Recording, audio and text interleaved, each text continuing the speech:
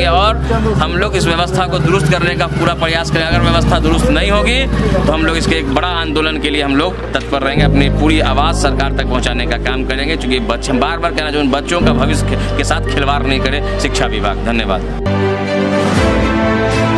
दरभंगा के प्राथमिक और मध्य विद्यालयों की खस्ता हालत और बदतर शिक्षा व्यवस्था के खिलाफ नगर निगम के अस्थायी समिति सदस्य नफीसुल हक रिंकू अपने साथी पार्षदों के साथ पोल खोल अभियान की शुरुआत बीते दिन यानी मंगलवार से शुरू कर दिया। पहले ही दिन लगभग आधा दर्जन वार्डों के दर्जनों स्कूल का निरीक्षण किया गया। इस दौरान वार्ड 30, 31, वार्ड 9, 22 और 1 शामिल हैं। निरीक्षण के क्रम में उनके साथ सभी वार्डों के स्थानीय पार्षद और उनके प्रतिनिधि भी शामिल थे। जैसे ही नफीसुल हक रिंकू की टीम विद्यालयों में पहुंचती, वैसे ही वहां के विद्यालय प्रशासन में अफरा तफरी मच जाती है। तस्वीरों के माध्यम से देख सकते हैं कि कैसे बच्चे आज भी ज़मीन पर बैठकर पढ़ने को मजबूर हैं। तो वहीं एक समस्या जो लगभग हर जगह देखने को मिली वो है कमरों की कमी। एक ही कमरे में कहीं 5 कक्षाएं संचालित हो रही हैं तो कहीं 3 कक्षा। इससे भी ऐसे में सवाल उठता है कि आखिर यहाँ बच्चे सही मायने में शिक्षित हो रहे हैं या फिर सब खाना पूर्ति का खेल है।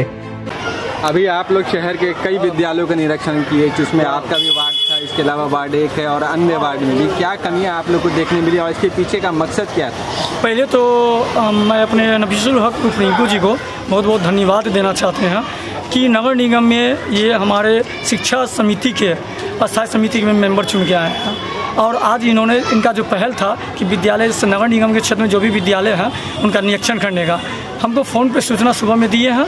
हम 4-5 वार्ड इनके साथ हम घूम रहे हैं। हम लोग को ऐसा पाया गया है क्या कि अभी जैसे वार्ड नंबर 1 में हम लोग आए हैं, राजकीय मध्य विद्यालय उर्दू मध्य विद्यालय है और एक अली नगर में था वार्ड नंबर 1 में। 2 स्कूल को हमने निरीक्षण किया मंत्री जी के साथ। तो उसमें पाया गया क्या कि 9 महीना से 10 महीना माननीय पार्षद को जीत के आया हुआ एक भी शिक्षा समिति स्कूल में जो बैठक होती है जिसके माननीय पार्षद अध्यक्ष होते हैं एक्ट के अनुसार, लेकिन उनको सूचना नहीं माननीय पार्षद जी को है। ये घोर निंदा है शिक्षा विभाग को। इस पर माननीय शिक्षा विभाग को, माननीय मुख्यमंत्री जी को एक्शन लेनी चाहिए कि आखिर हम माननीय पार्षद जीत के हैं तो हम लोग के वार्ड में विद्यालय चल रही है, विद्यालय की क्या रूपरेखा है, किस तरह से पठन पाठन हो रहा है, बच्चे कैसे मध्याह्न मिड डे मील का लाभ मिल रहा है नहीं, किताब कॉपी मिल रहा है कि नहीं, ये सिर्फ सारी बिंदुओं को लेकर आज हम लोग निरीक्षण कर वार्ड में। हम लोग के वार्ड नंबर 22 में भी निरीक्षण किए हैं, वार्ड नंबर 1 में है, वार्ड नंबर 9 में किए हैं और वार्ड नंबर 30-31 में भी किया गया है।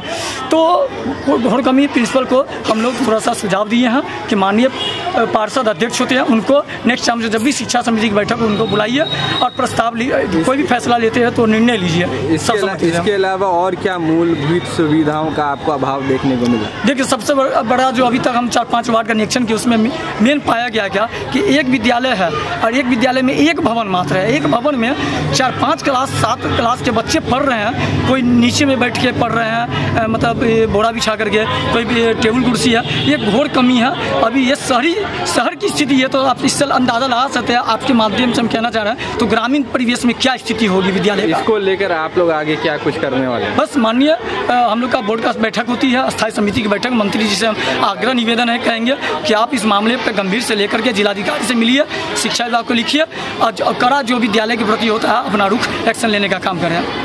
देखिए, गार्जियन लोग का कंप्लेन आता है हम लोग के घर पे आकर के कि सही से पढ़ाई नहीं होता है, सही से कुछ दिया लिया नहीं, जो होता है बच्चे का देने लेने का वो सब नहीं होता है। अक्सर देखा जाता है कि टीचर कहीं रहता है, स्कूल और सन्नाटा में अपना बच्चा लोग हंसी मजाक कर रहा है, हमेशा कंप्लेन है। तो मैं रिंकू जी माननीय जो सही अस्थायी समिति के जो मेंबर हैं उनको बोले थे तो आज टाइम निकाल के बोले कि हम 1 वार्ड से 48 वार्ड तक एक ही दफ़ा करेंगे। तो आज आए हुए थे रिंकू साहब, तो हमारे रिंकू साहब से पूछ लिया जाए कि अभी ये थे उनके सामने की बात है। रिंकू जी जरा बता दीजिए। आपका आरोप है कि आपको जो स्कूल विद्यालय समिति की बैठक में भी 9 महीना आपको जीत के हो गया, लेकिन आज तक कभी बुलाया नहीं दिया, बुलाया क्या जल्दी फ़ोनो नहीं करते हैं लोग कि कैसे हम लोग अस्थायी समिति जाइए, इसका शिक्षा समिति का बैठक कैसे करें और कैसे हम लोग काम करें, कभी आज तक जी, आप अभी जो है दरभंगा शहर के प्राथमिक विद्यालयों को खासकर निरीक्षण के लिए निकले हुए हैं। कहाँ कहाँ गए और क्या क्या कमियाँ आपको देखिए, अभी आपको कुछ पहले भी हम अपने बयान में कहा था कि शहर की जो स्थिति है, शहर दरभंगा शहर की और ग्रामीण की बहुत ही दुर्भाग्यपूर्ण स्थिति है शिक्षा की। हमारे छोटे छोटे बच्चे जो आगे के भविष्य, आप देखिए हम कितने जगह भी 8-10 वार्डों में हमको कम से कम इन लोगों के साथ 4-5 ही और अपने साथ भी आप लोगों के साथ 8-10 वार्डों में कम से कम आज हम लोगों ने घुमा होगा। चाहे उसमें बहुत सारे 30 है, 31 है और जितना 9 है, 22 है, 1 है और बहुत सारा वार्ड है जहाँ जाके आप लोगों के साथ देखा होगा कि बच्चे एक ही कक्षा में सब क्लास के बच्चे 3-3, 4-4 क्लास के संचालन एक ही रूम में होता है। 4 क्लासों का संचालन, बताइए बच्चे पहला का पढ़ेंगे या दूसरा पढ़ेंगे या तीसरा क्या पढ़ेंगे, समझिए एक सिर्फ खाना पूर्ति हो रही है। मैं आपको आज फिर कहना चाह रहा हूँ इस पत्रकार बंधु आप लोगों के माध्यम से कि सरकार को शिक्षा पर 20 साल से सरकार 20 साल सरकार का पुरने जा रहा है। 20 साल से हमारे MP MLA यहाँ होंगे, लेकिन आज तक शिक्षा व्यवस्था दुरुस्त नहीं हुई है शहर की। आने वाला जनरेशन, आने वाला भविष्य हम लोगों को कोसेगा। आप सभी दरभंगा वासियों से भी अनुरोध, अपने अपने इलाके में जो स्कूल है प्राथमिक विद्यालय हो या मिडिल स्कूल हो, उसका निरीक्षण करें और देखें क्या स्थिति है, अवगत कराएं। हम लोग जिलाधिकारी महोदय से भी मिलेंगे टीम बनाकर और स्कूल की जो स्थिति है, जहाँ कहीं बिल्डिंग नहीं है, बच्चे जमीन में पढ़ रहे हैं, कहीं बेंच नहीं है, सारा जर्जर स्थिति आप लोगों के माध्यम से आप लोगों ने देखा भी होगा, आप लोगों ने अपने कैमरा में कैद भी किया होगा। मैं उस दिन भी बोला था, आज भी बोल रहा हूँ कि शिक्षा व्यवस्था की बद से बदतर स्थिति। शहरों का ये हाल है, शहरी क्षेत्रों का ये हाल है वार्डों का, तो ग्रामीण क्षेत्रों का क्या हाल होगा। इसलिए मैं आप सभी चैनल के, आप सभी पत्रकार बंधुओं के माध्यम से मैं अनुरोध करता हूँ, सरकार से भी अनुरोध करता हूँ, जिला पदाधिकारी महोदय से, जिला शिक्षा पदाधिकारी महोदय से भी कि जहाँ जहाँ स्कूल की व्यवस्था नहीं है उनको वहाँ इस भूमि हम सहयोग, जनप्रतिनिधियों को सहयोग से भूमि उपलब्ध कराकर वहाँ बच्चों को पढ़ने के लिए कम से कम शिक्षा देना चाहिए। और यहाँ हम बार बार करें, यहाँ के शिक्षकों को लाखों रुपया सैलरी आती है, लेकिन उन बच्चों को जो है एक सही सी अगर उनका बेस मजबूत हो जाए तो वो बच्चे मैट्रिक और इंटर ऐसे ही पास कर जाएंगे। वो बच्चे जो 8वां क्लास से या 5वां क्लास पढ़ के निकलते किसी दुकान में देखेगा बाल मजदूरी करते नजर आएंगे। लेकिन ये कितनी गंभीर शिक्षा नहीं है। शिक्षा नहीं रहने का आज हम लोग बाहर लोग कहते हैं कि बिहारी है, बिहार का है, क्योंकि हम लोग शिक्षा का अभाव। लेकिन हम लोग